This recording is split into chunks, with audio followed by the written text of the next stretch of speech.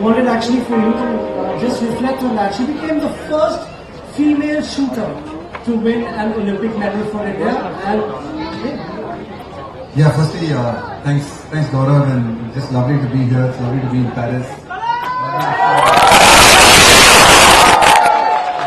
Lovely to be in India House as well. I think it's just incredible what they created out here, and it just feels nice to come here as well. So yeah, it's just lovely to come on a day that's really special for Indian sport. And what a brilliant story as well. I think Manu's story is incredible after the disappointment of what happened in Tokyo. To come here and to be able to get over that, to be able to come here and compete and to be able to win a bronze medal is a phenomenal achievement. These kinds of achievements take years of sacrifice, take a lot of hard work, a lot of perseverance, resilience. And I think you just know how hard it is for sportsmen and what they go through, and so much depends on just these few days in a lot of their lives. I can imagine the kind of pressure that it involves for a lot of these sports, because this is the pinnacle of their sport, and the Olympics is it doesn't get bigger than the Olympics for a lot of those sports, and for her to be able to do that at this stage, to be able to put that performance under pressure was a phenomenal achievement. Our great congratulations to her, and truly a great day for Indian sport. What an inspiring story for so many young boys and girls back home in India as well. yes, wonderful to hear that from someone like you who's achieved so much in world sport yourself. Harsh, you're all about the fans. Your whole working model is about. Most of us are not as talented as Rahul in terms of like playing or coaching. But for the rest of us, we live vicariously through these athletes, right? Like they represent India, they're the ones we cheer for, they carry the flag of our nation. And I think when they win, they really empower the entire nation. Bombay, when the team came back in the bus, I mean those photos, I think the whole nation lived that moment of just welcoming the team with a million people surrounding them, right? I think it just shows that how sport is the true unifier. It doesn't matter your religion, your caste, nothing matters. And millions of parents to allow their girls to dream that they too can represent the nation and they too can compete to be world beaters. So I think it's phenomenal, and my best to her. Yes, one of our at the Olympics, it's happening, it's a reality now. Many of us who've been around the game, someone like Rahul who's started out, 70 years ago, whatever it was, we never imagined that we'd see cricket at the Olympics, but it became a reality through a really time-consuming but hard process. There was the IOC session in Mumbai. You were around for that, where the final proposal went through. Mrs. Amani led it, who's led the entire exercise here at India House, and she was really the force behind it. Can you talk a little bit about what it took to get to this point and where we are with cricket and the Olympics now? Yeah, thank you for having me today.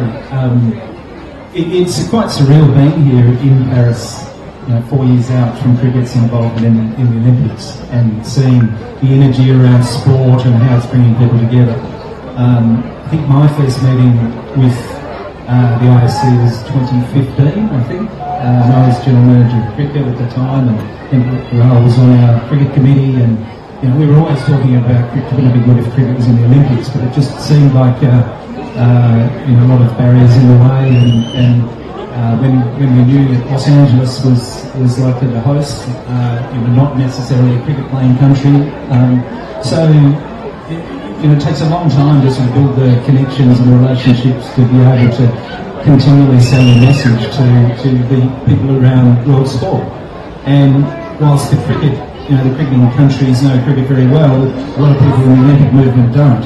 And the Olympic headquarters are in Switzerland, and there's a lot of European focus there, and gradually educating people about the power of cricket and the countries that play it, and the size of the fan base around the world and where they live. And I think that cricket is starting to dawn on the global sporting community, and I think that's the step to include cricket in the Olympics in Los Angeles in 2028 was a culmination of a number of years of gradually getting that message across and using every forum and every contact to do that.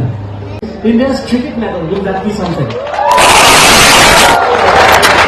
Actually, the Prime Minister with the team already put pressure on Rohit and Virat, saying they should be ready for that Olympic gold quest in 2028. I wanted to ask you in particular this question from the lens of being a player and a coach and someone who's been involved with the game for so long.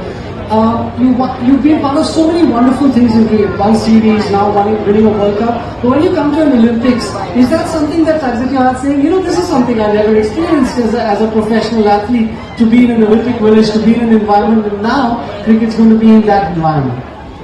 Yeah, I mean, I think the only small chance that I had of experiencing something like this, and obviously not the Olympics, but there was cricket in the Commonwealth Games. I think it was in 1998, if I'm not mistaken. I think it was Malaysia. And India sent a team, but they sent, we had at the same time we had a series in Canada, in Toronto. We were playing Pakistan in Toronto. And they split the Indian team into two parts. You know, they sort of had one set of boys go to Toronto and one set of boys go to Malaysia. And I was hoping and praying and I would be in the team to Malaysia. Unfortunately for me, I was... No, I admitted you, it was just for the easy runs. But no, I think, you know, so you've grown up with the Olympics. I think if you've been a sports fan, if you've loved sport as I have, you know, we've grown up watching the Olympics. I mean, my earliest memories are of, you know, Carl Lewis winning Olympics and the television coming into India in those days, and, you know, all of us glued to those television sets to watch these great athletes perform and play. And so many of the Indian athletes as well, you know, who participated in these Olympic Games. We've always wanted to be part of a great event. We have our great events in cricket, you know, we have our World Cups, but they're individual events. They're only cricketers at those events. They're the greatest cricketers in the world who come together in one country to play those great events.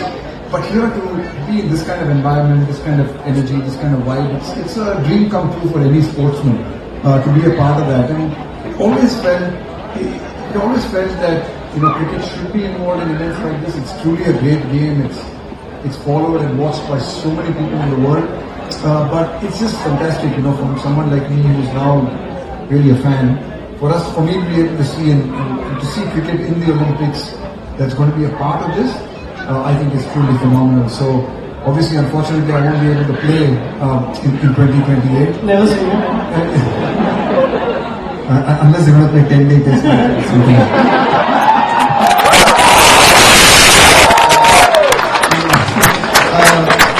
Unfortunately, I won't be able to play as a player, but I'm certainly going to make all an effort to be at Los Angeles in some capacity or the other. You guys can, if not anything, at least I'll take a media job. You guys can organize a media job. Jeff can organize me as some volunteer or something in the cricket. I've got a better suggestion, Harsh. Since both you and I can count ourselves as fans